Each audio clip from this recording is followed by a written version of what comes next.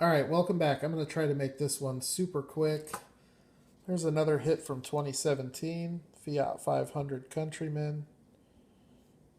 I think it's an ugly little car, but that's not Matchbox's fault. Um, this Jaguar came out in black and then orange. This would be a really nice car if not for the whole plastic roof. Pretty sharp looking otherwise. I'm going to try to blow through this because I don't know how much storage I have left. Here is a Jaguar. What is this? XL something. I don't know what it is, but I think it's a 1954 maybe. Old Roadster. Really cool car. Don't remember where I got that. It might have been a multi-pack. Here is a Jag E-Type. Really cool car. This was a premium release. It was not a mainline release, but it does have plastic tires, so these aren't that expensive to buy. But you do get a little bit more detail. There you go, 60 years. Really cool car, though. And then moving over to the other side here, here's a Lamborghini Miura. This car's made a couple appearances, including the best of, which I do have. And I don't have it here. It's boxed up. I need to get it out. Here's another one. One of these, I think, was a multi-pack. And then here's the Lamborghini LM002 from the best of. I just don't like these wheels and tires.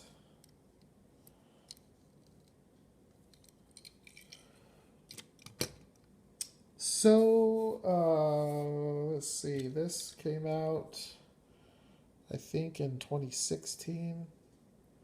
Nice Aston Martin. I also have one with Spectraflame paint. This was another 60.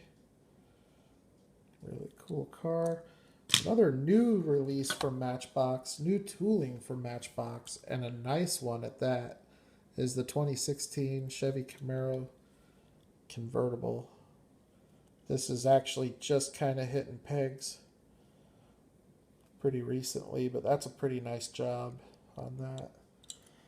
Another car that I thought they did a nice job in, and I think I showed this in part one, but the Challenger and the 300. I'm not a big fan of this one. I think this is an older tooling, and actually I don't know for sure, but I don't really care much for it. This was a new 2016 tooling. This Ford is pretty cool, but it is pretty top heavy. It doesn't take much. Doesn't take much to tilt that. And the only Honda that I have from Matchbox is this Ridgeline, which is a pretty cool little casting. I just hate the stupid livery. And this was from my 5-pack.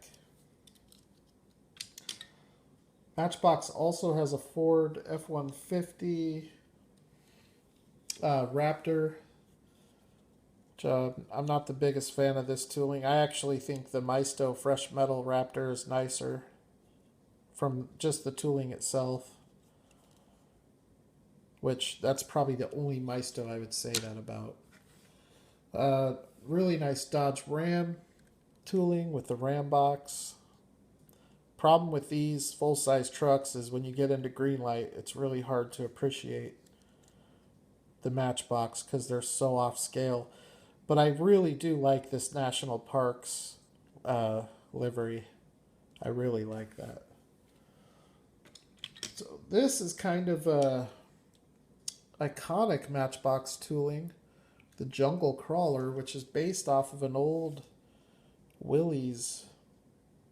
It's made a ton of appearances. This is the only one I've kept of all the ones I've purchased because of the Zamac finish. I really like that. This is one of the few castings that has a pretty good suspension to it. That's a pretty cool car. This was a 2016 release. The Hudson Hornet did a great job on it as well. The Sheriff came out around the same time as the Hot Wheels Hudson Hornet. Matchbox does the Checker Taxi, which is pretty cool. Checker Cab. And then they also do the London Taxi. Cool tooling here. A lot of metal in this one. It's a heavy one. But it's not scaled correctly. Well, it says 1 to 63. But the Silverado says 1 to 64, so it's hard to believe that. The next two are two of my favorites. This one here is gotten really hard to find. It's a very desirable casting, and it's an older one from probably the late 80s. And it's a Ford Supervan 2. And I don't know how many variations it came out in, but I know this particular release is pretty sought after. And this was sent to me as an RAOK mint on a mint card. It's a really cool van. All you van collectors should probably have this in your collection. And then this one here is one of the first cars I bought when I started buying diecast. Before I started collecting, I bought this when it came out in 2007. It's a 1989 copyright date, but to me, this might be the nicest release of this K5 Chevy Blazer. It's the Park Ranger livery, which I don't know if it's the same national parks. I don't think it is, because I don't know back then. Yeah, it says National Parks government vehicle. I didn't know that. But this thing is sweet, though. You have the light bar. You have the whip, which they no longer do the whip on this tooling. You have indicators on the side. That is a really cool truck. I like that a lot. I'm waiting for green light to put that out. And then this one here is pretty iconic, pretty tough to find. And dealers, secondhand dealers, seem to want premiums for this. But now that the green light's out, maybe that'll drop that price a little bit. And a couple of Jeep castings that were really popular when they hit. A couple of these hit in 2016. The Cherokee Trailhawk, which I think is an ugly Jeep's worst hour. It's the worst design. That's not Matchbox's fault, though. That's Jeep's fault. And then this thing, this was awesome. These were really hard to find when they started hitting. Old Willie's pickup. I hate that Cherokee, though. I couldn't believe that Jeep did that. And then of all these Willie's Jeep Wranglers that have come out, this one is probably my favorite, just with the Army livery. This thing has been out so many times. Between the multi-packs and the Jeep series and the main lines, that thing has been beaten like a dead horse. Here's the new Jeep truck. I'll take this out. The lighting just doesn't seem like it's really great at all. I think that's it. I'm going to just kind of skim over everything and then we'll wrap it up. So,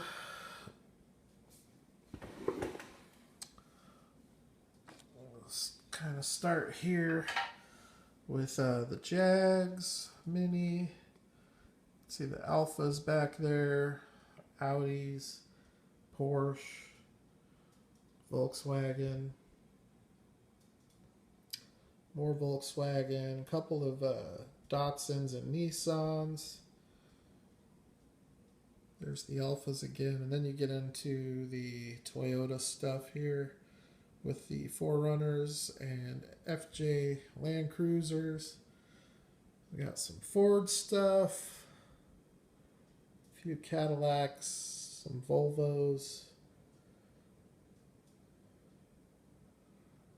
Mazda, that Mazda 3, the Firebirds. Over here we have the Camaro, the Aston Martin, the Lamborghinis, whole bunch of Land Rover stuff, some Jeep stuff, the off-road Mustangs, and then here we have some Mopar, some utility trucks, some taxis,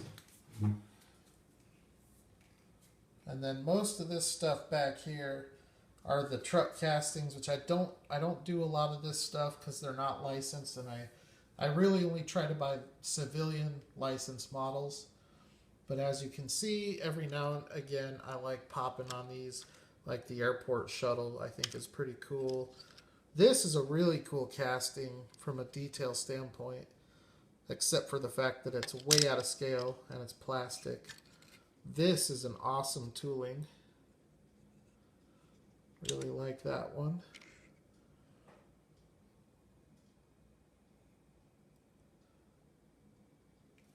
Some other Matchbox stuff. The news van was pretty cool, except for the fact that it's plastic. This is an awesome tooling from Matchbox. I really like this. I wish Greenlight would do one of these too, instead of always doing the International.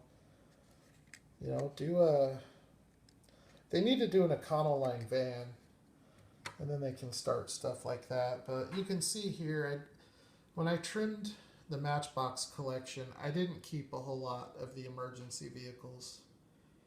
I probably should have showed these up close. This is a Ford Police Interceptor. And then here's a Subaru police car. Here's a Dodge Charger. Here's a NYPD Dodge Charger. A BMW police car from the best of. I hate that they did a police livery. Here's a BMW. Is that an X5? Here's a Ford Explorer. California Highway Patrol. And then this little thing. Got a dirty Jeep. And that's about it. So that is my Matchbox collection. And I will add to it, I always buy this stuff because it's cheap. It's just a matter of if I find it or not. And if I don't find it on the pegs, the guys locally at the local Saturday meets, typically they'll charge $2. Like the Skylines, they would find those for $1. They would charge $2. Most everything is just $2. Sometimes they'll do 2 for $3. Now with the Datsun 510, they were asking $3. That's still a pretty good price though, because I see it selling around $5 online. So if I don't find it, somebody will, and I will end up with it at some point. But as long as they continue to put out civilian licensed models, I will continue to buy them, because for $1, they're the nicest cars you can buy, and I don't think there's any dispute. Hot Wheels has gotten better, and there are some toolings where Hot Wheels, I think, does a better job, but for the most part, I think Matchbox destroys Hot Wheels. So, and don't get me wrong, I mean, I have a couple hundred Matchbox cars here. I probably have 1,000 Hot Wheels mainlines, and I only buy the models that I like of that too. So I still buy more Hot Wheels, but that's just because Hot Wheels puts out 10 cars for every 1 car that Matchbox puts out. So anyways, everybody, thanks for watching. Merry Christmas. Have a good holiday.